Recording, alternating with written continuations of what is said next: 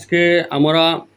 করিমগঞ্জ জেলা রাইজর দলের পক্ষ থেকে আমাদের করিমগঞ্জ জেলা রাইজর দলের তথ্য ও প্রচার সম্পাদক আমরা মঞ্জুরুল হক ভাইকে সংবর্ধনা জ্ঞাপন করেছি এবং উনি যেভাবে সোশ্যাল মিডিয়ায় আমাদের রাইজর দলের হয়ে প্রচার কার্য চালিয়ে যাচ্ছেন আমরা অত্যন্ত আনন্দিত। বিশেষ করে উনি আমাদের নেতা, আমাদের রাইজর দলের সভাপতি, শিবসাগরের বিধায়ক প্রতিবাদী কণ্ঠ অখিল গগৈ মহাশয়ের যে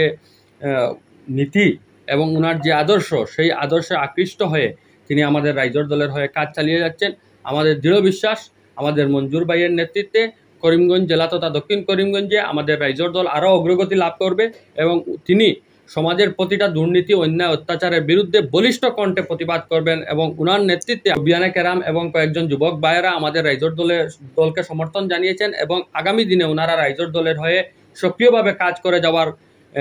আশ্বাস প্রদান করেছেন। আমরা করিমগঞ্জ জেলা রাইজর দলের পক্ষ থেকে ওনাদেরকে আমাদের দলে